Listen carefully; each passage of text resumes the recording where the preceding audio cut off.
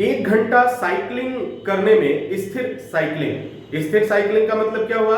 आपके घर में एक साइकिल रखा हुआ है जो स्पोर्ट साइकिल है और उसको आप चलाते हो।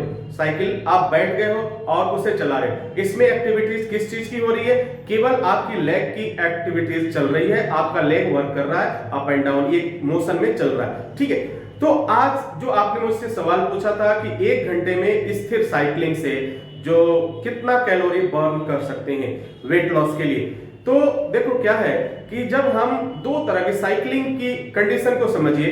जब हम साइकिलिंग करते हैं तो दो कंडीशन आ गई, एक तो स्थिर है, उसमें केवल मेरा पैर एक्टिव है, ठीक है, पैर एक्टिव है, बाकी कुछ भी नहीं हो रहा। लेकिन यदि हम इसी को ऑन रोड चलाते हैं तो पूरी बॉडी इन्वॉल्व हो जाती है उस साइकिलिंग में। तो फिलहाल आज जो मैं बात करने वाला हूं वह जिम में आप हो या अपने घर पे हो, आप बैठे बैठे साइकिलिंग कर रहे हो तो उस समय कितना कैलोरी बर्न होता है इसका कैलकुलेशन मैं आपको बताने वाला हूं। अगर एक नॉर्मल स्पीड से आप साइकिलिंग कर रहे हैं और 1 घंटे आपने साइकिलिंग किया तो आपकी जो कैलोरी बर्न होती है वह कैलोरी बर्न हो जाती है लगभग 400 कैलोरी बर्न हो जाती है 1 घंटा नॉर्मल वे में। अगर इसकी स्पीड को आप बढ़ा देते हैं, बहुत ज्यादा स्पीड मतलब बहुत तेजी से आप अपने पैर को अपने मूवमेंट देने लगते हैं, मूवमेंट करने लगते हैं, तो ये कैलोरी थोड़ा सा और इंक्रीज हो जाता है। लेकिन मैं तेज गति से साइकिलिंग करने की सलाह नहीं दूंगा क्योंकि इसके काफी नुकसान है, काफी डिसएडवांटेज है। तो वेट मोटापा कम करने के लिए अगर आप साइकिलिंग कर रहे हैं तो नॉर्मल गति से ही, नॉर्मल स्पीड से ही साइकिलिंग करें ताकि आपके हार्ट पे असर न पड़े।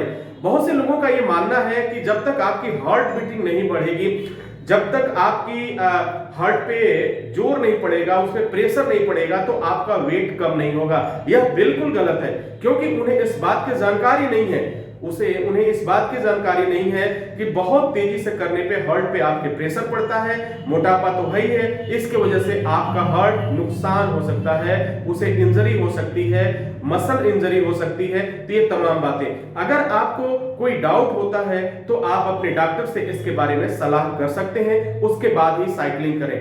हमने कई लोगों को ऐसा देखा है कि जो बैठ के स्थिर साइकिलिंग किया करते थे और कभी नॉर्मल किया, फिर तेज किया, फिर नॉर्मल किया, फिर तेज किया, उन्हें प्रॉब्लम्स हुई। उन्हें क्या क्या प्रॉब्लम्स हुई? एक तो जो है उन्हें सीने में दर्द होने की शिकायत होने लगी, फिर घुटने की जो प्लेट्स हैं, आपकी जो घुटने जो होते हैं, आप देखो जो हमारे घुटने होते हैं वो क्या करते हैं, मूव करते हैं, ऐसे मूव करते हैं, उठते हैं, तो वहां पे जो एक प्लेट है वो ऐसे हटेगा और फिर जुड़ेगा, हटेगा जुड़ेगा। सोचो अगर नॉर्मल हो रहा है तो उसमें क्या हो रहा है, एक तरह का उसे ताकत भी मिल रहा है और ग्रेसिंग भी चल रही है, ठीक है, एक तरह का वह क्या कहते हैं, वह पूरा जो है स्मूथ ही चल रहा है। लेकिन वही तेज आप कर देते हैं, तेज करने से क्या होगा, तो वो तो मूवमेंट तो जो होगा, मूवमेंट तो तेज होगा, मूवमेंट तेज होने से क्या होगा, वहां इंजरी होने की खतरा बढ़ जाता है।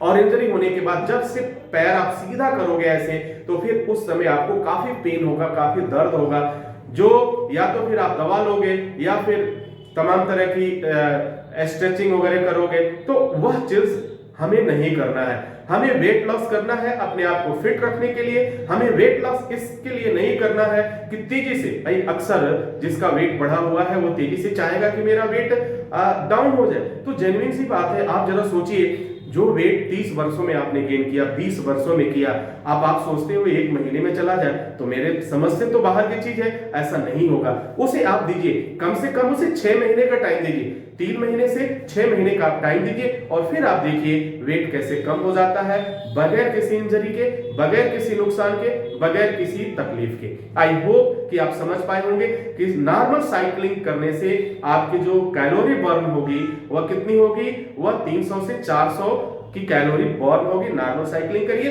अच्छा है। इतना करने के बाद फिर योगा अपना लीजिए, फिर और कैलोरी आपके बर्न होने लगेगी और फिट रहने के साथ साथ आपकी इम्यूनिटी बूस्ट होने के साथ साथ एनर्जेटिक होने के साथ साथ वेट लॉस होता चला जाएगा बगैर किसी नुकसान के, बगैर किसी इंजरी के। तो आई होप कि आप इस चीज को समझ पा रहे होंगे। इसी के साथ इजाजत चाहेंगे, नेक्स्ट वीडियो में पुनः हाजिर होते हैं कुछ इसी तरह के नए टिप्स लेकर के और हेल्थ से संबंधित जानकारियां और योग से संबंधित बातों पे। तब तक के लिए wish you all the best. Thank you for watching, thank you for learning.